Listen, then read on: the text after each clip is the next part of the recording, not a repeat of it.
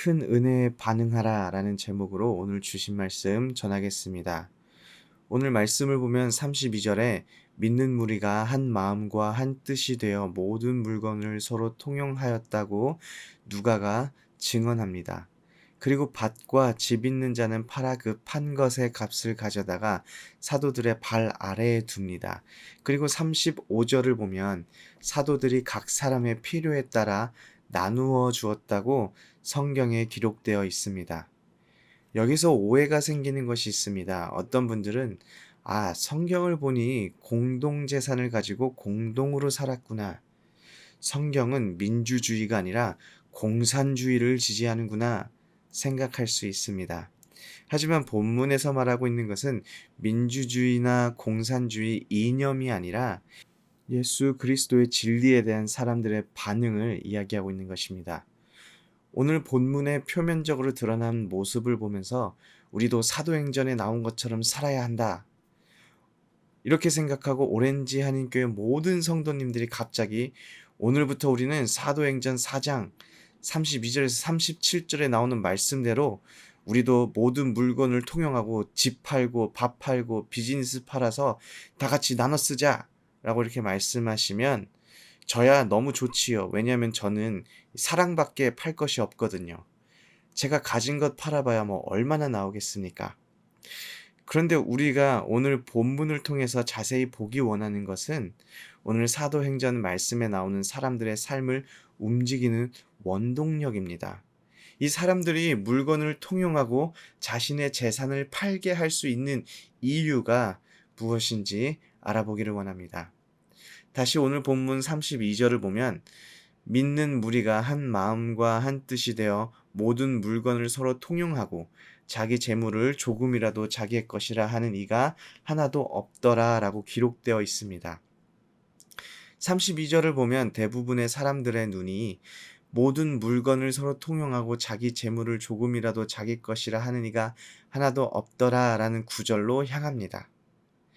교회에 있는 제 사무실에 오시면 벽에 제 아내가 그린 빙산 그림이 있습니다. 그리고 빙산의 조각이 위에 나와 있고 그 수면 아래에는 엄청난 크기의 빙산이 숨겨져 있습니다. 사람들이 화를 내면 화를 내는 모습을 보지 말고 수면 밑에 숨겨져 있는 우리 눈에 쉽게 보이지 않는 부분들을 생각하라는 의미입니다. 우리가 오늘 본문에서도 눈여겨봐야 할 것들은 모든 물건을 서로 통용하고 이 뒤에 숨어 있는 믿는 무리가 한 마음과 한 뜻, 바로 이것입니다. 믿는 사람들이 모든 물건을 서로 통용하게 한 원동력은 바로 한 마음과 한 뜻입니다. 헬라어 원어로는 하나의 마음과 하나의 생명이라는 의미를 가지고 있습니다. 뭐에 대한 하나의 마음과 무엇에 의한 하나님의 생명입니까?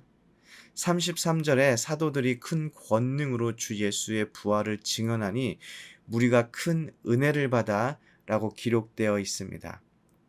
사도들이 다른 어떤 이야기를 한 것이 아닙니다. 우리 약자를 보살피자 이야기한 것도 아니고 우리 다 같이 잘 먹고 다 잘 살자 이야기한 것도 아닙니다. 사도들은 예수 그리스도의 십자가의 죽음과 부활, 그리고 예수 그리스도를 통한 구원의 진리를 이야기하였습니다. 오늘 우리가 보여준 이 모습은 예수 그리스도의 진리에 대한 반응입니다. 인간적인 생각으로는 이렇게 생각할 수 있습니다. 나는 집을 2채나 팔았는데 황전도사는 아파트 렌트 살던데. 나는 BMW 팔았는데 김 집사는 자전거를 팔았네. 어쩌면 많이 가지고 있는 사람이 충분히 더 억울할 수 있죠. 인간적으로 생각할 땐 그럴 수 있다는 것입니다. 하지만 오늘 본문을 보니 전혀 그런 모습이 보여지지 않습니다. 왜 그럴까요? 그리스도의 십자가의 죽음과 부활의 사건이 우리에게 의미하는 것, 바로 예수 그리스도께서 우리의 모든 죄값을 지불하시고 그리고 우리의 삶의 주인이 되어주신 그 사건으로 인하여서 이 사람들에게 예수 그리스도보다 더 중요한 것이 없어졌기 때문입니다. 예수 그리스도께서 우리의 삶이 주인 되어 주신다는 사실을 통해서 내가 가진 능력, 시간, 힘, 물질, 이 모두가 내 것이 아니라 하나님께서 나에게 주신 것임을 인정하는 것입니다.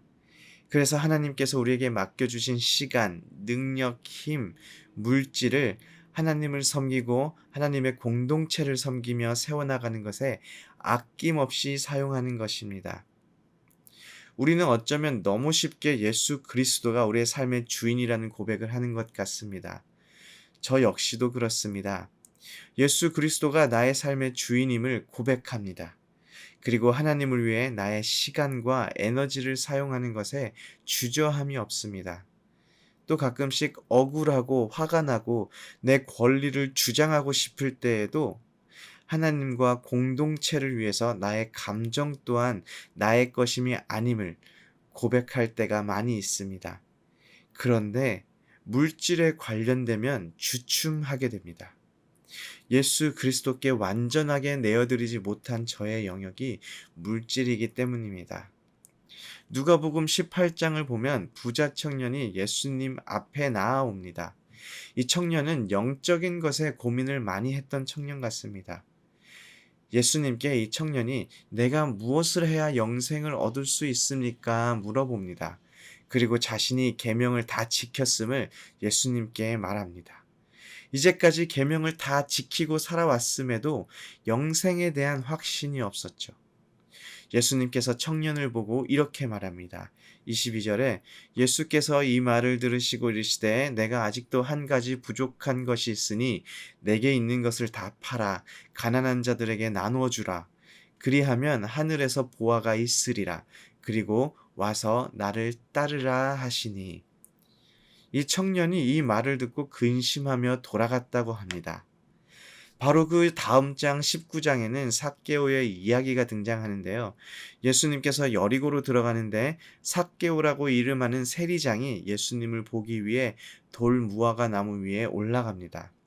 성경은 삭개오가 부자라고 기록하고 있는데요. 당시 세리가 하는 일은 이스라엘 사람이지만 로마를 위해서 이스라엘 백성들로부터 세금을 받아서 세금을 모아서 로마에 바치는 일을 하였습니다. 사실 일제 치하 시대로 비교해 본다면 일본 앞잡이 같은 일을 하던 사람들이 바로 세리들입니다. 백성들에게 세금으로 거둔 돈으로 자신의 주머니를 채우는 일도 했었습니다. 예수님께서 삭개오에게 내가 너의 집에 유하겠다 말씀하시고 삭개오가 예수님을 만나자 19장 8절에 삭개오가 이렇게 이야기합니다.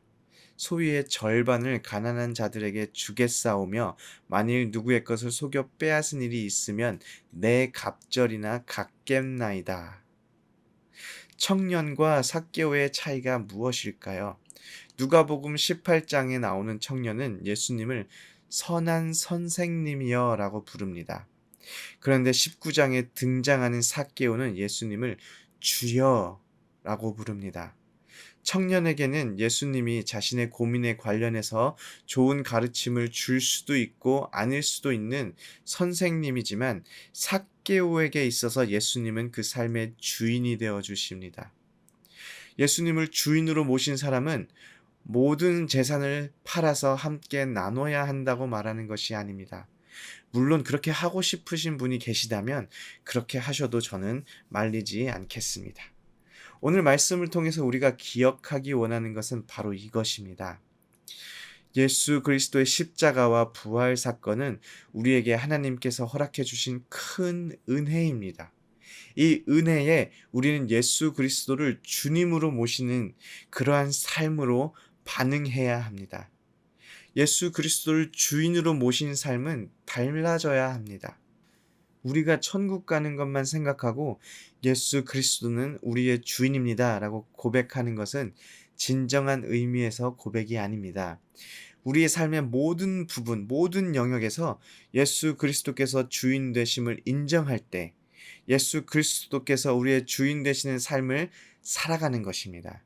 나의 감정, 물질, 힘, 시간, 내가 가진 이 모든 것이 하나님께서 주신 것임을 인정하며 살아갈 때, 그때에 우리는 진정으로 예수 그리스도가 우리의 삶의 주인인 삶을 살아가게 되는 것입니다. 그리고 예수 그리스도가 우리의 삶의 주인이 되시는 삶을 살아갈 때 예수님께서 우리의 삶에서 일하시기 시작할 것입니다. 예수 그리스도를 주인으로 모시고 살아가는 오렌지 한인교회 모든 성도님들이 되시기를 기도합니다.